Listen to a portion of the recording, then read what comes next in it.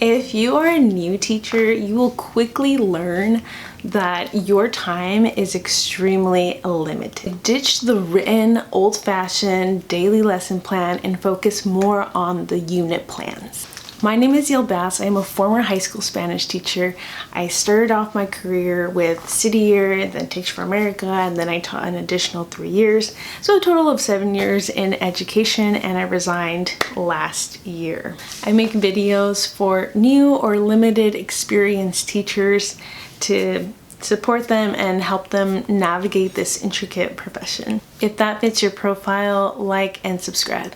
First of all, the main difference between unit plans and lesson plans is that unit plans is like the big picture and the daily lesson plans are the details. And most of these unit plans are thematic, so if you're teaching earth science, you'll probably teach a unit on earthquakes or tectonic plates. Or in my case, I taught Spanish, and so I have a unit plan on Colombia, the subcultures and culture of Colombia. To explain it further, unit plans are basically the burger, and the daily lesson plans are the ingredients such as the bun, the pickles, the meat, etc. Why do I recommend unit plans versus daily lesson plans? Well, number one, there are a variety of things that could change your daily lesson plan, such as classroom management or emergencies and other differentiation, or you just got a new student. Everything in the classroom moves and you need a constant. I recommend that the unit plan be rigorously built to the point where it is your constant, it is your rock.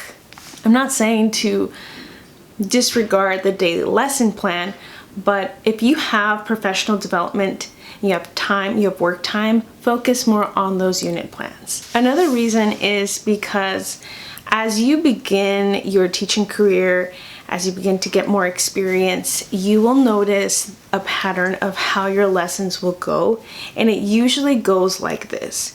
First, you have a do now. Second, you have instruction or you're reviewing something. Third, you have a assessment. Usually they're formative assessments where these are all the activities, reviewing activities. And usually the last thing is an exit ticket or a check for understanding. This way you know what your students need. And usually it's formative, but it could be summative as well, depending on where you're at. All right, how to develop a unit plan. So this requires me to get my computer. So I'm going to show you what an example of a unit plan looks like for me. Again, it's going to look different for you. This is inspired by the UBD unit plan structure, and I modified it to my liking and to what worked for me, and I suggest you do the same as well. I'll embed a link in the description box if you're interested in what UBD is. It's Understanding by Design. All right, so let's start off with the established goals and standards. Over here, I just have the standards because that was required of me. Established goals, I don't think it's necessary, so I don't write anything there. Okay, what skills are the students going to transfer over? Again, not really necessary for student learning, but it's mostly, I don't know, a lot of these things are just like a bunch of BS, but that's just what I think.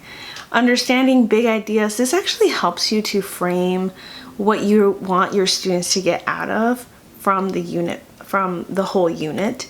So it kind of narrows down the focus, which is really important, and it will help you plan on your day-to-day lessons. The essential questions, again, provocative questions that foster inquiry. Both of these things I highly recommend that you fill out. Acquisition, what will students know? What will students be skilled at? And then this is where I modified it. So I have a list of activities per week. So these could be formative or summative activities. So right here I have 5 weeks. Obviously a unit plan is going to last you about a month and a half or so, but 5 weeks is pretty okay, I think. But you can see here, and I know if you don't speak Spanish, this might not make sense to you. So what I like about this unit plan is that it isn't super strict. For example, it's not like I'm going to commit, okay, these 3 activities throughout the week. It's just a variety of activities that I can pick and choose of what will work throughout the week. And if I don't get to one activity, maybe I could use it for next week, or I could just eliminate it altogether, depending on the relevancy, depending on how my students did well on the previous assessments or previous activities. So it gives you some structure, but at the same time, it allows you to be flexible. And you could ignore how much time it will take. That's more for my TPT stuff. It's not for you guys. And I also embed some of the resources on there. That's another recommendation, is to include any links, any PowerPoint slides, any readings, and just embed it into your unit plan so everything is in one place. Then at the end here, I put summative assessments, and then you can ignore this part. But here in this unit plan, I'm only grading 4 assessments. You heard that right. I'm not gonna grade every single formative assessment. Like, it's just not gonna work out. So, and then I have that last final assessment, which is a cultural comparison project. So that's very important too. That's really big on UBD is, okay, what's that last big project that you're gonna do, or that your students are going to do? And then work backwards. And I recommend that you do that, is to what assessment do you want your students to complete by the end? And then figure out what activities would help students be successful in that big project. That's what this unit plan looks like. It is not perfect by any means, but this has worked for me, and the unit on Colombia is actually one of my favorite ones. I'm a big fan of unit plans because it is literally your map to success. It shows you from start to finish, and I love the structure that I put from week by week, and that's not part of the UBD, but if that works for you, I'm so happy, because it was a game changer for me specifically. And not everything that your administrator gives you is going to be the best. So I suggest to modify what works for you as a teacher, what works for your student. Okay, how much time will it take you to complete a unit plan, especially as a new teacher? First of all, if you have a curriculum that your administrator gives you or that your district provides for you, I feel like you already have an advantage over many teachers. But that also depends, because I know some curriculum plans are not good. But anyways, if it is good, great. I would still suggest asking your coach for any resources or assessments that they have done in the past, and if they can be sent to you. And I have to reiterate this because sometimes they won't do that, or they'll forget because they're so busy with their own teaching, and you just need to be very proactive in that and asking, can I get the resources by tomorrow, by Wednesday, whatever. You just have to be like that these days. If you have all the support that you need, it shouldn't take you more than 2 hours, in my opinion.